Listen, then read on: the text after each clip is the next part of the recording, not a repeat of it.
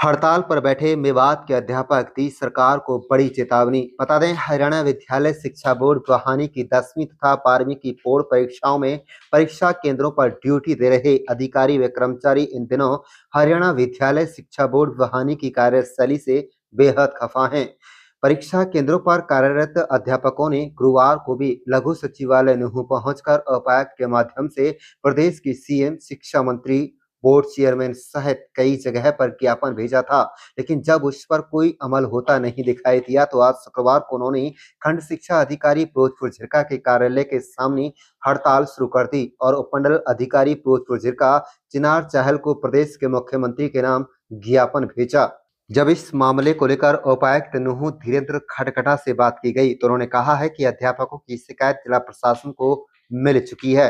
उन्होंने कहा है कि जो फिरोजपुर झिरका शहर के अंदर जो एफआईआर दर्ज की गई है, इस मामले में बोर्ड के अधिकारियों द्वारा शिकायत दी गई है।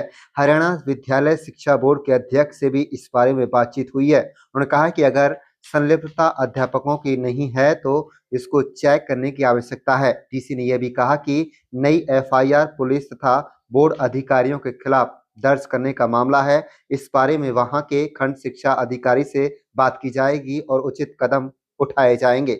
अब देखना यह है कि आने वाले दिनों में परीक्षा केंद्रों पर तैनात अध्यापक परीक्षाओं का बहिष्कार करते हैं या फिर उनकी मांगों पर सरकार व जिला प्रशासन अमल करता है। आप देख रहे हैं नूंह मेवात से लियाकत अली की रिपोर्ट। हमारे चैनल को सब्सक्राइब जरूर कर लीजिएगा और रोजाना देखते रहिएगा जिले की तमाम छोटी बड़ी खबरें। देखिए, हमारे पास उनका प्रतिवेदन आया था और उसमें उनकी तरफ से जो फिरोजपुर ज़िरका के अंदर एक जो सुपरवाइज़र्स या सुपरिटेंडेंट हैं, उनके खिलाफ जो एफआईआर दर्ज की गई उसमें दिया गया। हमने इसमें, क्योंकि कंप्लेंट जो है बोर्ड के अधिकारी के द्वारा दिया जाता है, तो हमने जो चेयरमैन है हरियाणा एजुकेशन बोर्ड, उनको भी बता दिया कि अगर कोई संलिप्तता पाई जाती है तो उसमें ही कंसर्न अधिकारी के खिलाफ दिया जाए। अगर कोई संलिप्तता नहीं है और फिर उसमें दिया जाए तो इस प्रकार का रोष लोगों में, टीचर्स में आएगा। तो इस चीज़ को थोड़ा सा एक बार चेक करके उनकी तरफ से जो भी कार्रवाई देनी है वो चेक करके फिर वो करवाई जाए। सर, उन्होंने 2 मांगे रखी थी। लेकिन फिलहाल संकट टलता हुआ दिखाई नहीं दे रहा है। अध्यापक मांगों को अमली जामा पहनाए बगैर पीछे हटने को इसके तैयार बारे में नहीं मैं है। एक बार जो आप है देख रहे हैं कंसर्न जो डीओ है उनसे रिपोर्ट लिख के उसमें हम फिर उनको रिकमेंड करेंगे। मेरा नाम नाजिम आज़ाद है और सलाह संगठन का मैं ब्लॉक प्रेसिडेंट हूँ।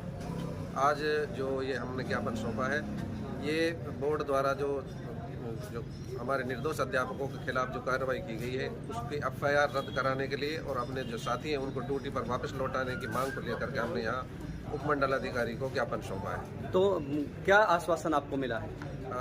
अभी एसडीएम साहिबा यहाँ उपस्थित नहीं थी, हालांकि उन्होंने इससे पहले भी जब हमारे साथियों के ऊपर एफआईआर दर्ज की गई थी, एसडीएम मैडम ने बहुत सकारात्मक रवैया अपनाया था और उन्होंने हमारी बहुत मदद की थी। अभी भी उनकी तरफ से जो स्टूडेंट उपस्थित हुए हैं उन्होंने उचित कार्रवाई का आश्वासन हमें दिया है और हमें यकीन है कि प्रशासन हमारे साथ इस मामले में कंधे से कंधा। अगर एफआईआर को कैंसिल अगर नहीं किया गया तो अगला स्टेप क्या होगा? अगर एफआईआर रद्द नहीं होती है तो हम सामूहिक रूप से परीक्षाओं का बहिष्कार करने से भी नहीं चूकेंगे। उसके लिए बोर्ड प्रशासन जिम्मेदार रहेगा। तो इसको जो देखा जा रहा है कि मेवात के ही लिए स्पेशल जो है कि फ्लाइंग का गठन क्यों किया गया है, बाकी हरियाणा में क्यों नहीं? कैसा देखो, ये बोर्ड प्रशासन का मामला है कि उन्हें कहाँ फ्लाइंग गठित करनी, कहाँ नहीं गठित करनी। इस बात पे हम ऑफिशियली कोई टिप्पणी नहीं कर सकते, क्योंकि उन्हें जहाँ लगता होगा कि यहाँ ज़्यादा नकल हो रही है, यहाँ ज़्यादा आउटर डिस्टर्बेंस हो सकता है, उन्होंने इसलिए किया हो। इस बात पे मैं कोई ऑफिशियल टिप्पणी नहीं करना चाहूँगा। दो जो टीचर साथी हैं उन पर एफआईआर हुई है और इसका कारण क्या है? सौतेला व्यवहार। हमारे मेवात क्षेत्र के साथ सौतेला व्यवहार किया जाता है और जो नियम सभी के लिए होना चाहिए हमारे लिए अलग से बनाया जाता है। यहाँ पर पुलिस प्रशासन की कमी है, जिस कारण धारा 144 का पालन नहीं हो पाता। बाहर से चीटिंग वाले आते हैं और किसी कारण से बाहर वाले व्यक्ति पेपर आउट करते हैं, उसका खामियाजा, उसका नुकसान हम लोगों का, हम टीचर समाज को बदनाम करने के लिए हम पर एफआईआर की जाती है और हम इसका पुरजोर विरोध करते हैं। और जब तक एफआईआर रद्द नहीं होंगी हम अगला स्टेप लेंगे जी। हम कोई पेपर का विरोध करेंगे और हम पेपर नहीं करवाएंगे। इसका भी हम जल्दी ही। अच्छा, ये जो सर ये कहा जा रहा है कि मेवात के लिए स्पेशल अलग से कानून बनाया जाता है, तो क्या वजह है? गलत है जी, ये होना नहीं चाहिए, क्योंकि जब समानता का अधिकार है एक व्यक्ति को जीने के लिए, रहने के लिए, तो मेवात के लिए अलग से क्यों? अगर अलग से है तो उसका कारण बताया जाए कि ऐसा आखिरकार क्यों है। हम लोगों को यहाँ मेवात के लोगों को एक अलग से कानून बनाकर, अलग से घेरा बनाकर और अलग से जो अध्यापक समाज को दिशा देता है, मार्गदर्शन करता है, उसको थाने तक ले जाकर वहाँ पर उस गरिमा को, उसकी छवि को धूमिल करने का प्रयास किया जा रहा है और ये गलत है। अलग से कानून होना नहीं चाहिए। जब समानता है, समान सभी नागरिक समान है तो समानता का व्यवहार किया अगर इन अध्यापकों पर जिन पे मुकदमा हुआ है, अगर इनको वापस नहीं लगाया तो आप लोगों का क्या स्टेप होगा अगला? हम जी किसी न किसी पेपर का बहिष्कार करेंगे। उस बहिष्कार से पहले हम प्रशासन को, हमारे जिला शिक्षा अधिकारी को रिटर्न में, लिखित में उनको देंगे कि हम इसका बहिष्कार करने जा रहे हैं और जल्दी करेंगे।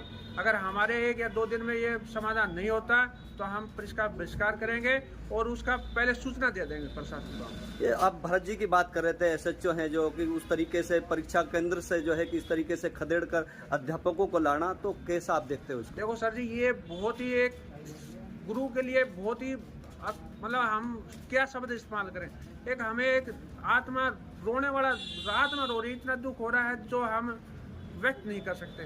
देखो एक टीचर, जब समाज का टीचर जो मार्गदर्शन कर रहा है उसके साथ ऐसा व्यवहार किया जा रहा है, उसको थाने में बैठा के यूँ कहते हैं बैठ जाओ आप और गाड़ी में बैठ लो, आप अरेस्ट हैं, आप अपराधी हैं, तो बताओ हम हमारे पर क्या बीतेगा। हम मतलब इस सब हम अपनी पीड़ा को शब्दों में व्यक्त ही नहीं कर सकते।